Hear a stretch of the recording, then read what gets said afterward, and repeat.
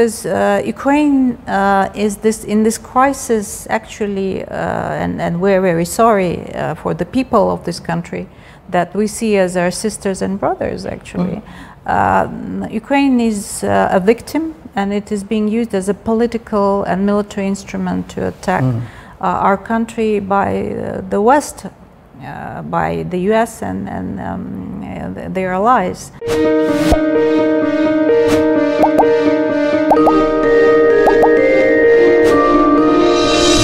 Ya, sesuai dengan permintaan banyak dari subscriber saya, viewer saya, karena saya akhirnya banyak sekali mengangkat topik tentang konflik Rusia dan Ukraina.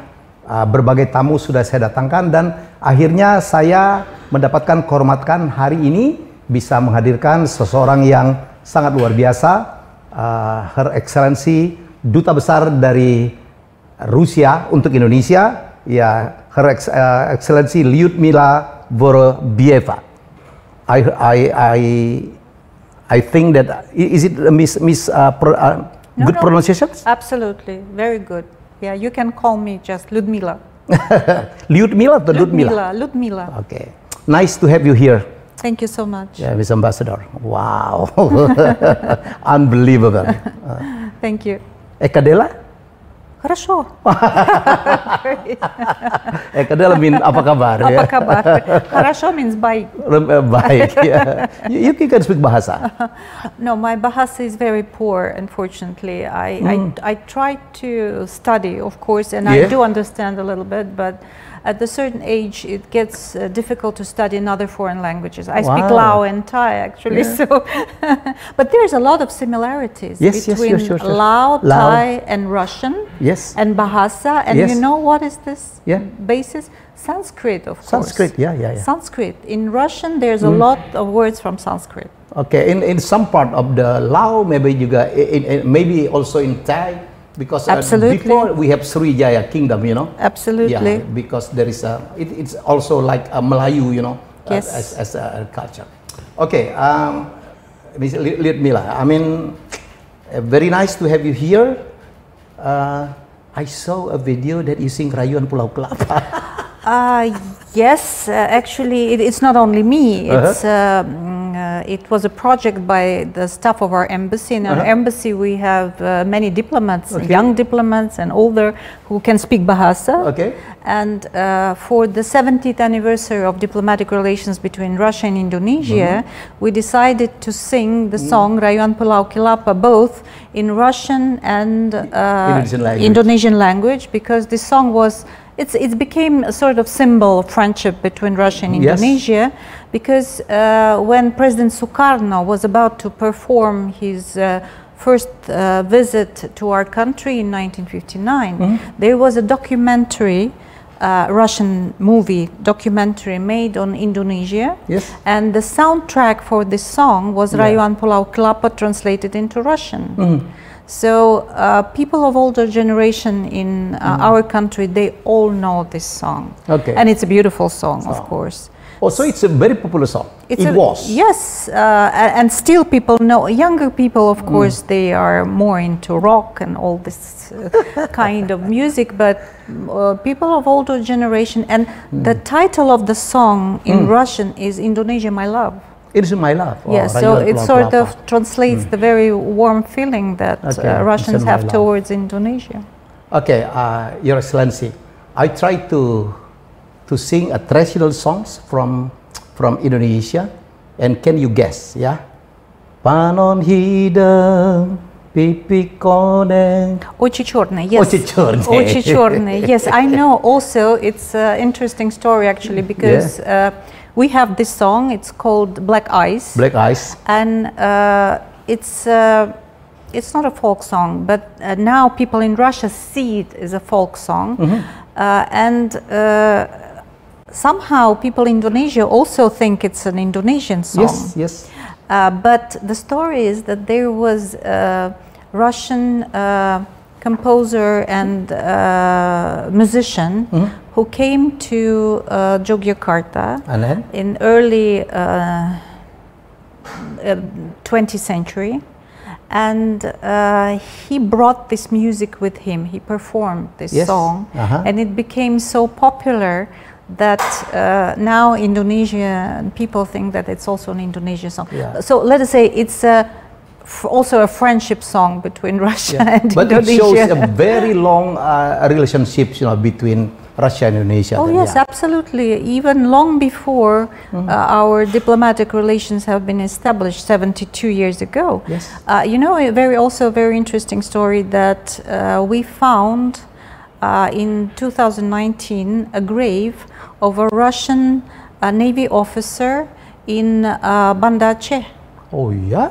Actually not in Banda Aceh itself, but in Ve Island, Kota Sabang. In Ve Island. We knew from the archives that a Russian Navy officer died on a Russian Navy ship in 1902. So the beginning of 20th century. Yeah, beginning more than 100 years ago. And he was killed by an anchor chain that snapped and hit him on the head. And we knew from the archives that he was buried somewhere in Kota Sabang. And we tried to find the grave, but we couldn't. But in 2019, our defense attaché went to Kota Sabang and he found this grave. Okay. It was destroyed, but he found even the inscriptions in Cyrillic, and we restored it. Okay. We brought a cross because the officer was Russian Orthodox, so we brought a cross from Moscow. We put it on the grave, and now the grave is restored.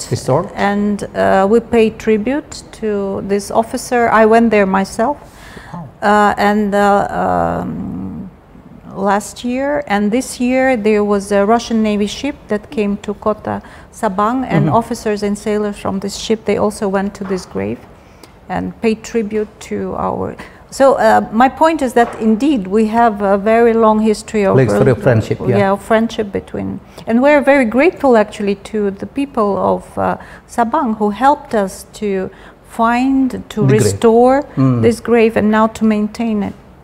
Okay. Ya, jadi yang ingin saya sampaikan bahwa ada lagu dari dulu kita kenal sebagai lagu karangan Ismail Marzuki, yaitu Panon Hideng. Panon Hideng means, it's in Sudanese, it's black eyes. Ya, Ocecornya. Ini lagunya dari folk songnya Rusia yang Ocecornya artinya the meaning is also black eyes, right? Yes, it's the meaning in Russian is that your eyes, it's a song sang by a young man, and he says that the eyes of the lady is so beautiful, they are very black and very beautiful, and they're so beautiful that he's scared of these eyes. Okay. Okay, Your Excellency, I have to write, my question because I don't want to make mistake, because it's a very important interview, I think. Yeah. My first question for you, Your Excellency, can you give us a short comment to the current development and your assessment of situation, within the Russian military operation in Ukraine now?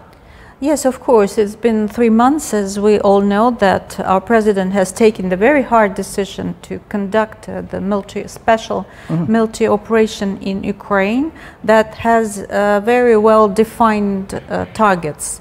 And those targets are, first of all, to protect the people of Lugansk and Donetsk that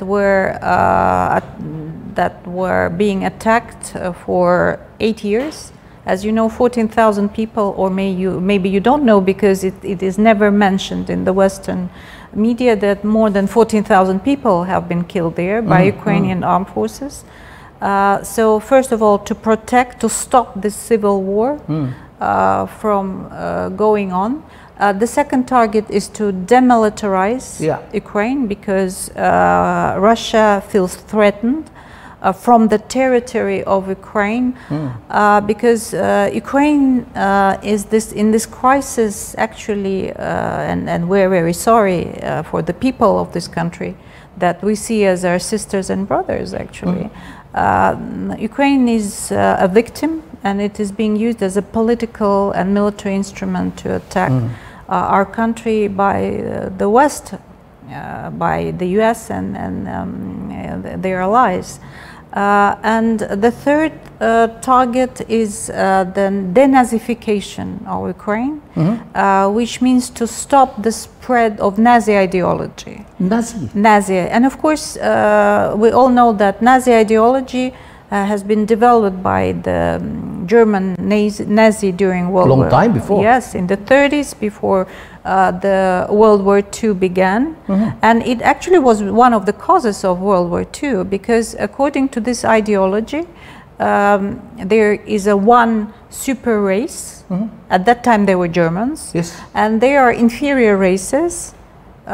Basically all the others, Slavic people like Russians, Ukrainians, Belarus, Asian people, Jewish people. And so if you belong to this inferior race, you can be killed. You are not quite human. And the Nazi ideology has been banned in most of the countries in the world, including Europe, Russia, and United States. But since 2014, this ideology thrives in Ukraine. In Ukraine? And the super race are now Ukrainians and Western Europeans, and the people who are not quite human are Russians who live in Ukraine and live in the Russian Federation. So that's the goals that have been identified by our president, and the operation is progressing slowly but steadily. And why slowly? Because the target of this operation are not civilians, and we are trying to spare Ukrainians because we don't see them as our enemies. I mean, ordinary people, they are like us. We speak the same language, we have the same culture, we have the same religion. The same race, yeah?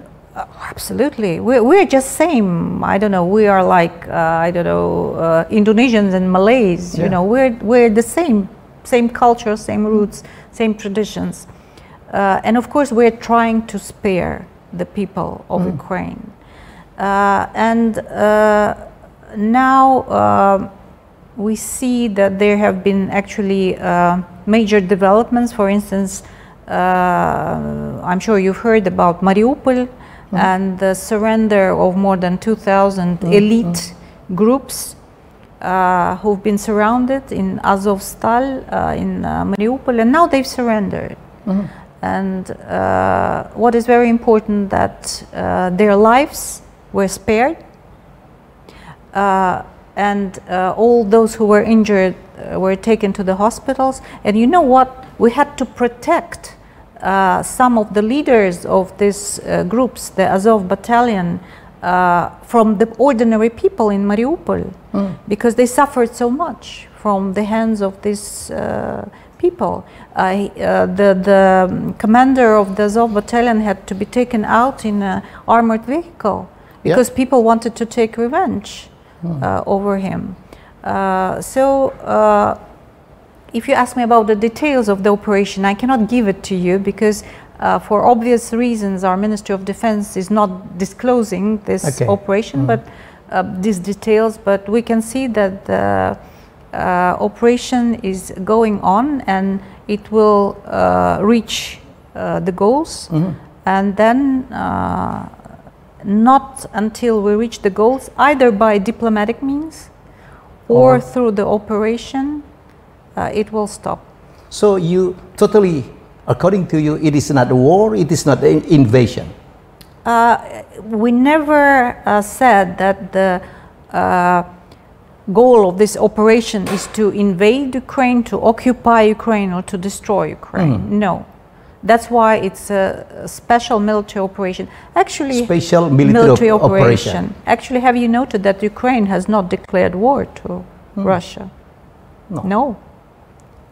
President Zelensky has declared that there are no more diplomatic relations between Russia and Ukraine, but he never declared a war. This is between Putin against Zelensky? No, it is not, of course. It's not against between Putin and Zelensky. Zelensky is not the one who is taking decisions in this crisis. Unfortunately, of course.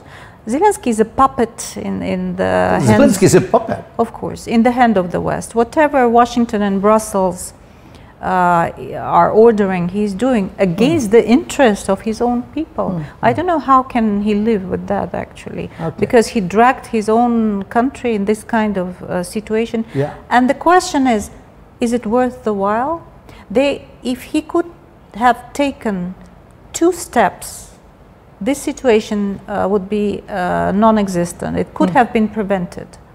First of all, Zelensky should have committed to Minsk agreements.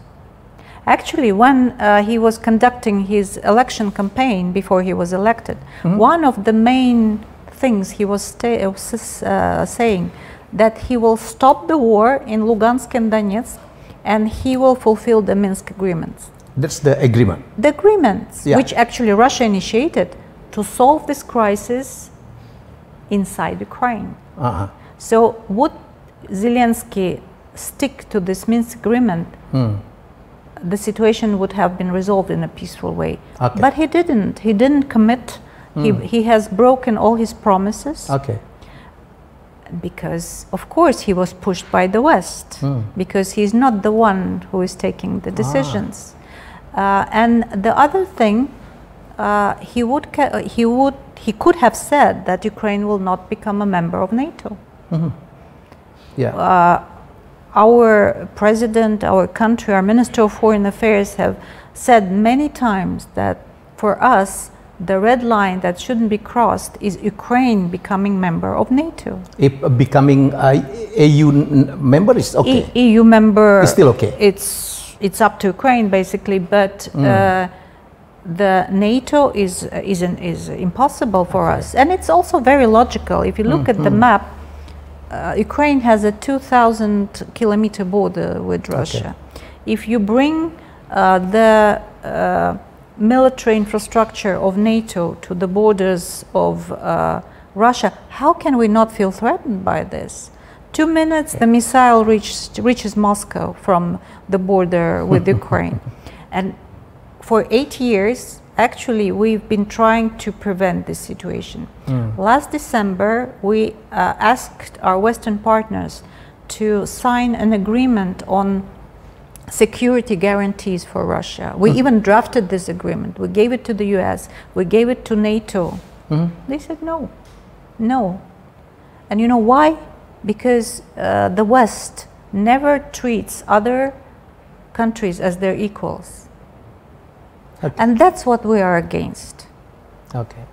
We're open to dialogue and cooperation, but the key word is equal. As equal partners.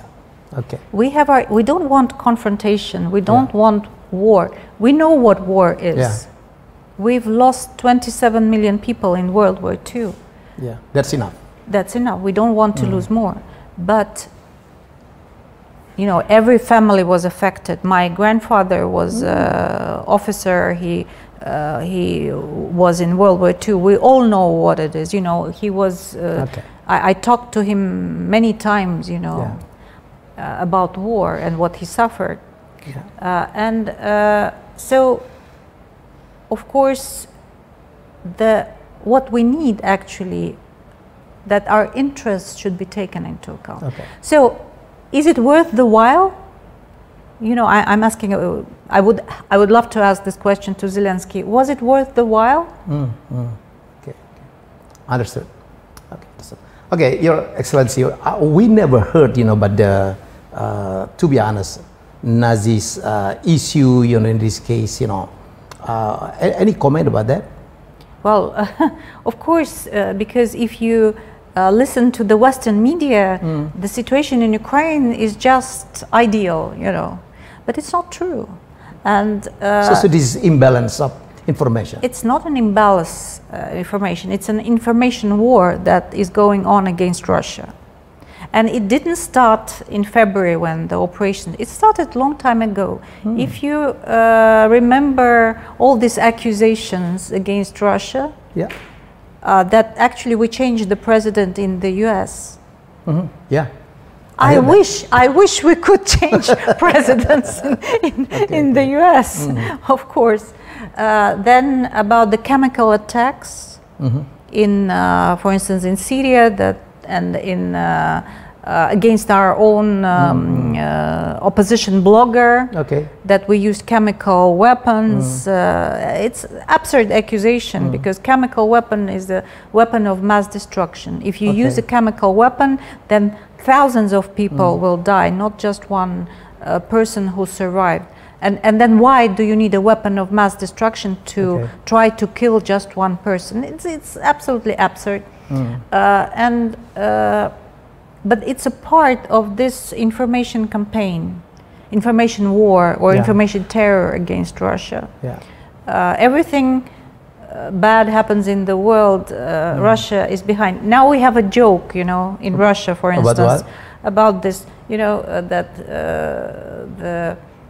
one of the officials from the White House asks the journalists during a press briefing, have you heard about the Dead Sea? You know, Dead Sea in Israel, Jordan, Dead Sea. Dead Sea. Putin killed it. Yeah, that's pretty much illustrates how this information campaign is conducted, you know. So Putin is so mean. And of course, Nazi ideology would never be mentioned in this reports, because according to international law, Nazi ideology is banned. It's a racist ideology, and it is banned. But the West turned a blind eye on what was happening in Ukraine for many years. Okay, Your Excellency, second question. Has Russian government satisfied with current military result? Well, you know, that's the question that should be addressed to our Ministry of Defense. I'm not the one who is planning this operation, or I don't know what result we are expected to achieve, you know, every stage.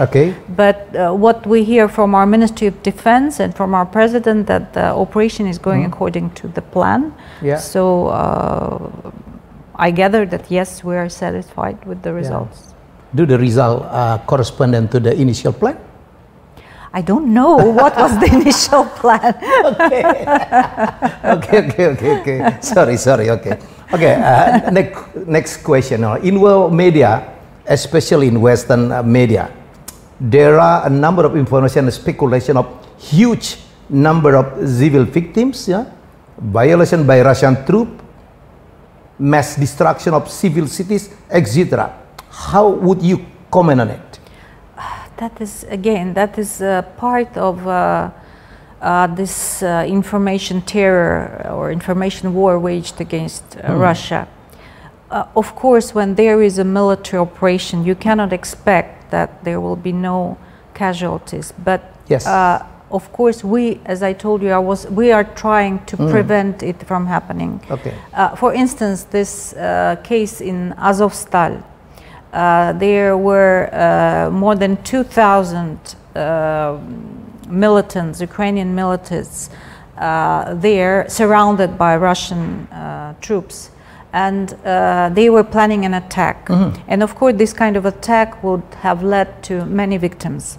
So our president has taken the decision to not to attack, just to surround them and wait. And they surrendered, and so that has saved many lives, actually. And these are military people who were killing people in Lugansk and Donetsk, and also killing people in the Russian armed forces. So no, it's not true. We are trying to prevent massive casualties. Actually, if you remember, when the Americans have conducted NATO their attacks against Yugoslavia or against Iraq, they have invented this very cynical term of collateral damage. It's not Russia who has came out with this kind of wording. It's the Americans. And collateral damage was that was the meaning was civilians who were victims of this operation. Yes. But they were saying it's normal, it's just collateral damage, you shouldn't worry. They've killed around 3,000 people in Yugoslavia, and that was okay, you know. Probably because it was done in a very democratic way, you know. They called it a humanitarian intervention, very humanitarian. So my point is that we are trying to spare people. Of course, some people become victims, but most victims from civilians come from the shelling and bombing from the Ukrainian side. And Ukrainians are targeting civilians. They're using civilians as a life shield. Oh, yeah. For instance, they are bringing their troops and arms into schools or hospitals, and they use civilians to prevent Russian armed forces to attack. That's why something that the operation is going slowly. It's not because we don't have the means, but because we don't want major victims. Again, I will tell you quite an interesting story that also have not been reported, I think, in the Western media. Until recently, there was a lady in the Ukrainian government. She was the ombudsman. Ombudsman or ombudswoman, I don't know how to say it correctly. She was supposed to protect human rights in Ukraine. And she was telling terrible lies about what Russian troops are supposedly doing, you know, fantasies, something that really, you know, you listen to her, you're, what's that, you know, telling about this numerous rapes and violations and killings and etc. You know what happened? She was fired. Because even the Ukrainian people stopped believing all her fantasies. Because she never gave any evidence. When she was asked directly whether, okay, you are telling about these terrible things, please give us the names, give us the locations, she couldn't. So she has been fired. Because you cannot fool everyone forever. But again, it's a part of this information campaign against Russia. Okay, Your Excellency, how can you describe a role of Western countries in the conflict? Maybe you can repeat or you can more implicitly. As I mentioned, actually the roots of this conflict, it goes back 30 years. 30 years? Of course. As you know, after the collapse of the Soviet Union, 1991. Berlin Wall, the Berlin Wall, even before that, it was 1989. And Gorbachev, or then the president of the first and last president of the Soviet Union, he promised that our country will not object to a reunification of Germany. And you know that after World War II, according to international agreements, there were two Germanys, one controlled by the West and one controlled by the East. And there was a wall, and Soviet Union had its troops in Eastern Germany. So Gorbachev, I don't know whether he was really naive or what was his reasoning, but he agreed to withdraw our troops from Eastern Germany, and we agreed to the reunification of Germany.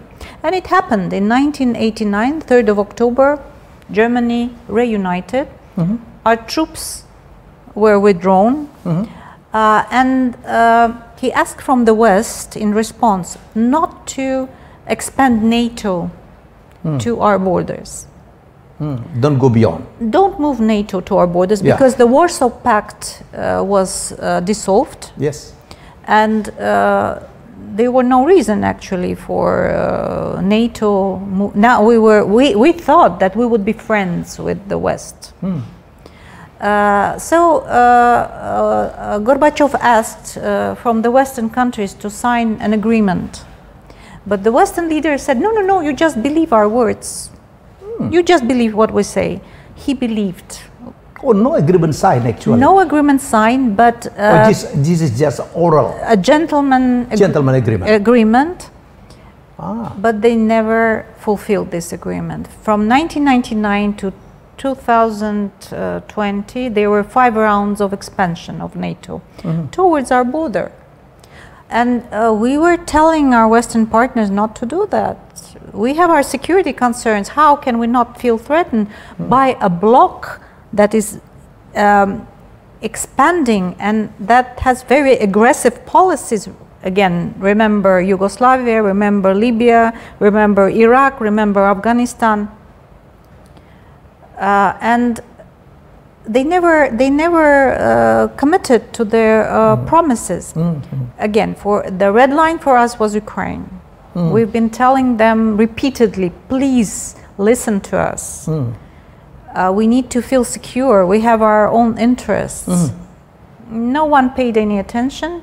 And in 2014, the West, they supported a coup d'etat in Kiev. In Kiev? In Kiev. There was a military and a very bloody coup d'etat when a government that was quite friendly to Russia was removed unlawfully. And the President Poroshenko, who was very Russophobic, came to power. And this government immediately started to have very anti-Russian policies. Like, I think I mentioned it many times, tried to ban Russian language in Ukraine. All Ukrainians speak Russian. Half of Ukrainian population think of themselves as ethnic Russians. How can you ban Russian language? And I mean, not only officially as an official language, but in everyday life. I mean, just, for speaking Russian in a shop, you could have been, beaten up and instigating this very anti-Russian feelings among Ukrainians. Actually, the US invested a lot of money into brainwashing Ukrainians. It's not a secret. Victoria Nuland has admitted that they spend more than $5 billion US through different NGOs and grants and to make Ukrainians believe that Russia is their enemies. In Russia, there is no anti-Ukrainian feelings, believe me. You go to Russia, you ask anyone, Ukraine, yes, they're just the victims. We feel very sorry. We never renamed streets and names related to Ukraine. For instance, in the center of Moscow, we have a railway station called Kiev Railway Station, and it's still there. No one is trying to, change the name or anything. We have like restaurants of Ukrainian cuisine in Moscow. No one is trying to. No issue. No issue for us. We love Ukrainian food. It's practically same as Russian, and I can make some Ukrainian. I was born in Ukraine, by the way. Yes, I'm not Ukrainian, I'm Russian, but I was born in Kiev. So, yeah, absolutely. So you see, and coming back to the situation in 2014, 3 regions of Ukraine which are predominantly Russian. It's Crimea, Lugansk and Donetsk, they opposed these policies. They didn't agree what's happening in Ukraine. They didn't agree because they are Russians, ethnic Russians. They are Ukrainian nationals, but ethnic Russians. Why can they not speak Russian? It's like to ban Javanese to speak in Java, or Balinese to speak Balinese in Bali. It's absurd. Would people be happy with that? No, of course. So they decided to oppose, and Kiev sent armed forces to these regions. So Crimea, people from Crimea, they held a referendum and they decided to go back into Russia, and we protected them. And Lugansk and Donetsk proclaimed their independence and started to fight back. So it was a civil war, basically. Russia has proposed to sign an agreement between Lugansk, Donetsk and Kiev, and the West supported it at the very beginning. So the Minsk agreements were signed, and they actually identified a very clear way how to solve this crisis inside Ukraine. For instance, by providing an a special autonomous status to Lugansk and Donetsk. Kiev signed. Kiev signed? Of course, but they never did it. They never, one of the provisions of Minsk agreement was to adopt a law on the special status of these two territories. It never happened. On the contrary, for 8 years they've been shelling and bombing people in Lugansk and Donetsk.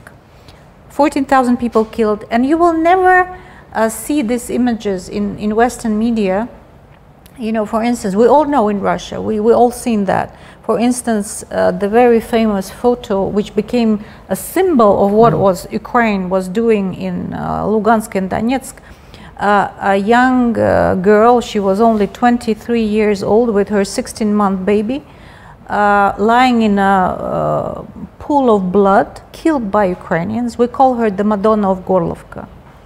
And it's just one of the examples. Or for instance, in Donetsk, they have this alley of angels, 152 graves of children killed by Ukrainians. Have you ever heard about it? Not yet. Of course not.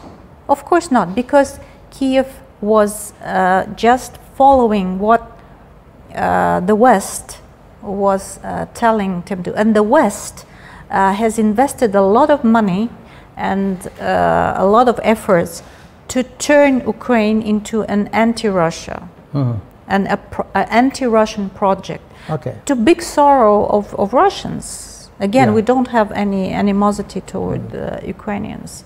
So this conflict basically is not about Ukraine.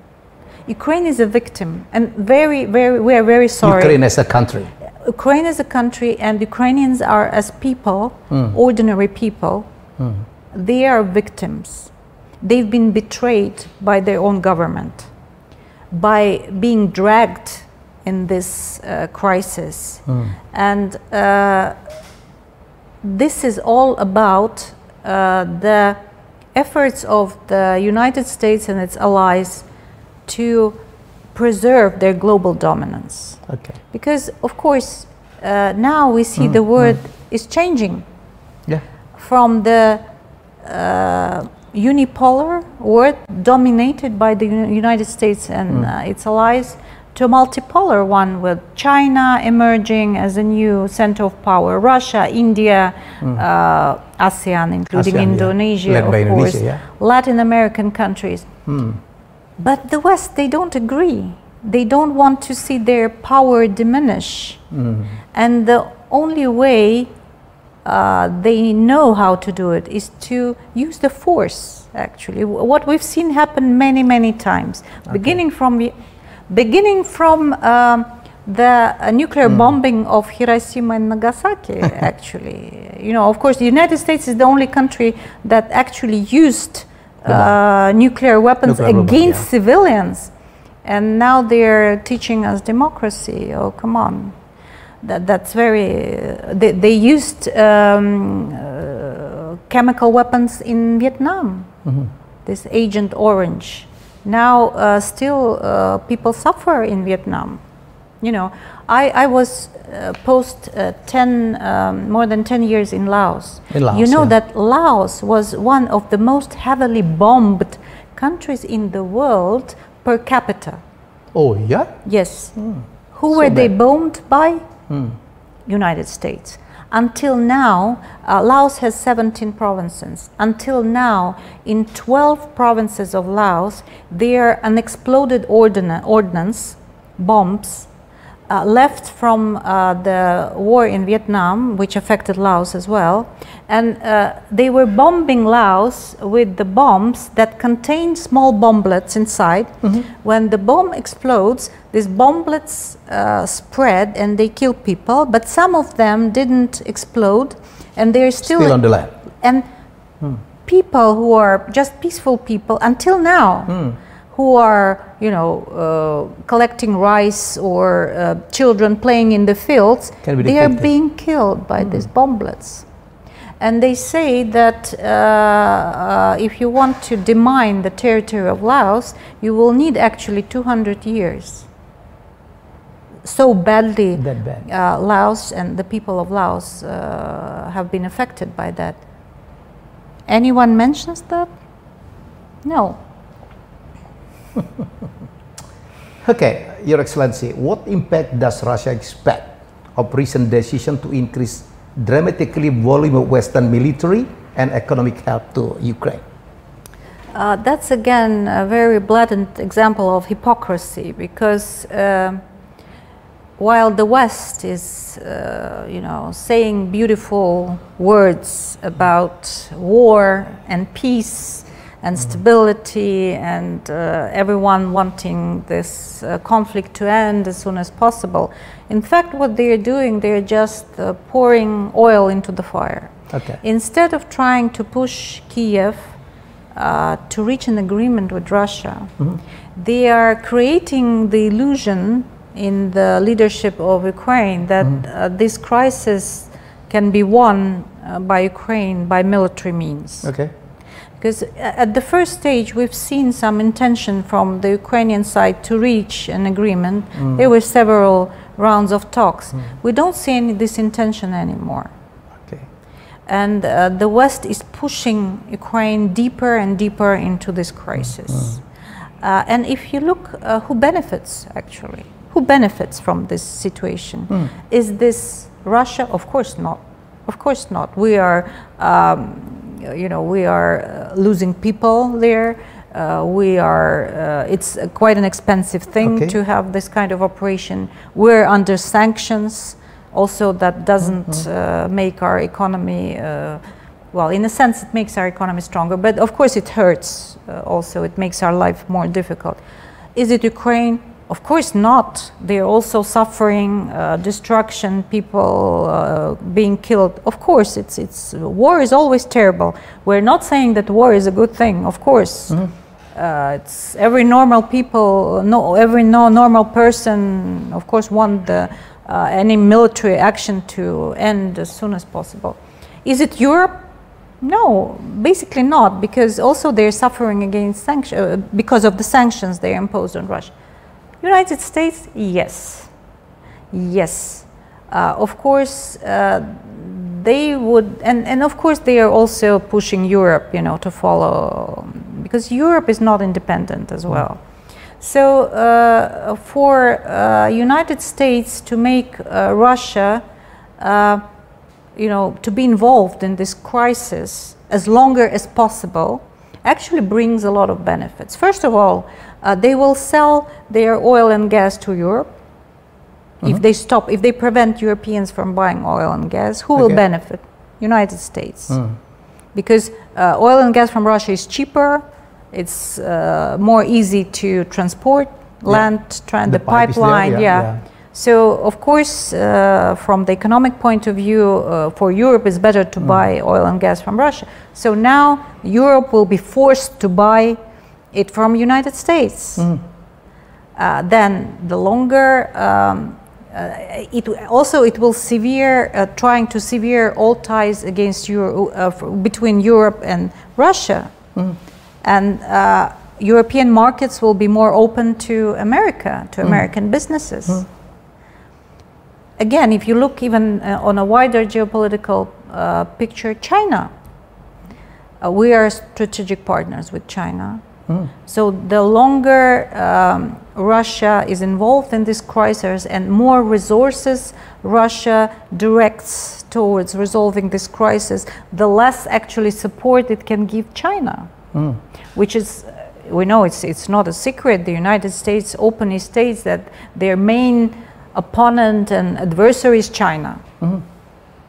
So also to,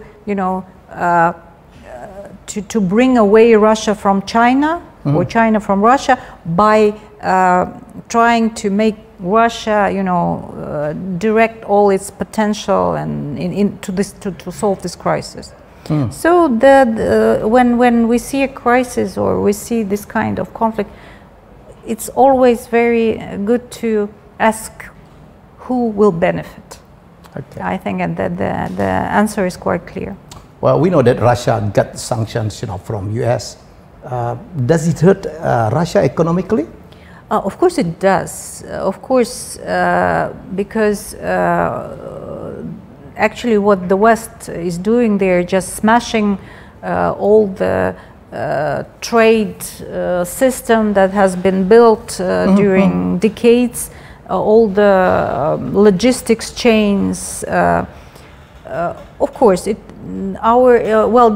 forecast for economy that this year it will contract, but by year 2024 we will spring back. Our economy proved to be quite resilient. Resilient, yes. First of all, it's not the first time we're under sanctions. We've been under sanctions from 2014. And you know, the actually word crisis, the meaning of this word is opportunity. So every crisis brings opportunities. Yeah. And first of all, these are opportunities to enter other markets, and Asian, of course, markets. Yes, Latin America as well, Africa. India, well, India is our good partner. They never joined the sanctions. Well, most of the world hasn't joined the sanctions. So we're quite sure that we will redirect our relations to other parts of the world, our cooperation. We will be having closer cooperation with countries hopefully with Indonesia, in other parts of the world. And also we've learned our lessons, of course, that we cannot trust the West anymore. How can we trust people who are stealing our money? Okay, again, they're using very nice words. They have frozen our assets. What does it mean in reality? Stolen. Yeah. So I think it could be an eye-opener for the rest of the world. How can you trust people who are stealing your money? It's like going to a bank, you know, putting your money there, and then the bank says, okay, I don't like you, you know. I don't like you. I'll give your money to someone else. Or I'll take it, or I'll give you... How can you trust the bank anymore? So in simple words, that was what happened. Another thing that, of course, you know, we will develop our own industries. We'll invest in our own economy instead of, you know, relying on foreign partners. You know, Soviet Union was self-reliant, basically. Do you try to say that Russia will get stronger in the future? Yes, absolutely. I'm citing my president, actually. In his recent statements, he said this situation will make Russia stronger. Okay. I mean, from every war and this conflict, Russia, Ukraine, makes many countries in the world suffer. You know, not only Ukraine, Russia, and others. Do you think which countries suffer most? Well, of course, it's Ukraine and Russia because we are directly involved. No, you know, it's not the conflict as such is making the economic situation, if you are referring to that. Yes. Economic situation in the world difficult because actually it's just a small piece of territory. You know, it's how can that actually influence the sanctions, of course. It's the measures taken by the West. They are just destroying the whole system of trade and economic relations by these sanctions. So this should be addressed to the West. We are committed to our obligations. Despite of the sanctions, we are supplying oil and gas to Europe. That's their choice if they don't want to buy our oil. But we are supplying. Still. Yes, of course, and we're actually having a lot of profit because the prices are going up. But it was not our decision, you know. It's because of the sanctions. It's not the intention. Another thing that is clear right now that this situation actually is also a result of the mistakes in the policies of Western countries. And now they're trying to blame Russia for the mistakes they've made. For instance, green energy. I'm not saying that green energy is a bad thing. It's a good thing, of course. Yeah. It's a good thing. But this policy should be introduced very carefully in order not to destroy the balance And we see what is happening in the West, that they are without any economic basis built first. They trying to introduce these policies and using them as a political weapon to, you know, against other countries. For instance, we've seen what happened in Texas a couple, I don't know, a couple of years ago when they made a political decision to shut all the coal electric plants and just use this wind, and suddenly a very harsh winter comes, and what happens? They don't have any energy source of energy anymore. So this policy should be introduced very carefully, gradually. It should have an economic benefit. The same with the food crisis, allegedly also because of the Ukrainian crisis, but in fact also a lot of mistakes by the West, and they are trying to blame Russia for that now. Okay, Your Excellency, now we look at the world political situations, you know. What do you learn from these situations, you know? You got more clear, but who is your friend, you know? It's an interesting question. Yes, as I mentioned, we learned our lessons. First, we will never trust our Western partners again. After the collapse of the Soviet Union, we were under the illusion that they will embrace us as their equals, actually, because no more ideological differences. No communism, we're all capitalists, you know, market economy. What's the difference? But it never happened.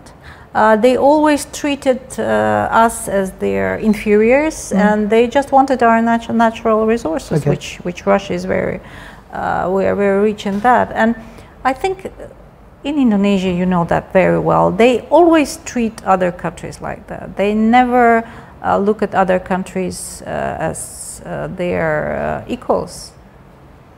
And the arrogance of that, of course. But the world is changing, and we see that the world is changing. The world is changing. Never be the same anymore. It will not be the same. And I think many countries in the world have learned their lessons. You know, whatever the West is saying that Russia is isolated, that the international community condemns Russia.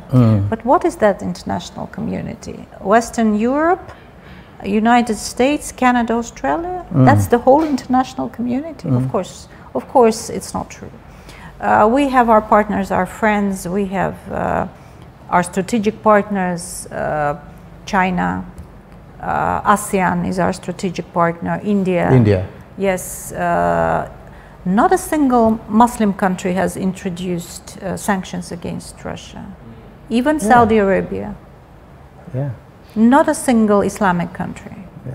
And there are many partners that would like to have closer cooperation with Russia, despite the terrible pressure and the blackmail that the West is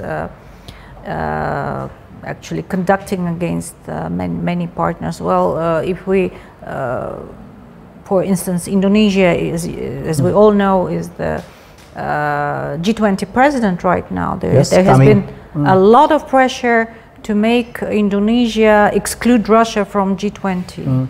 But we see Indonesia as a very good partner and friend, and the Indonesian side hasn't given in to this pressure.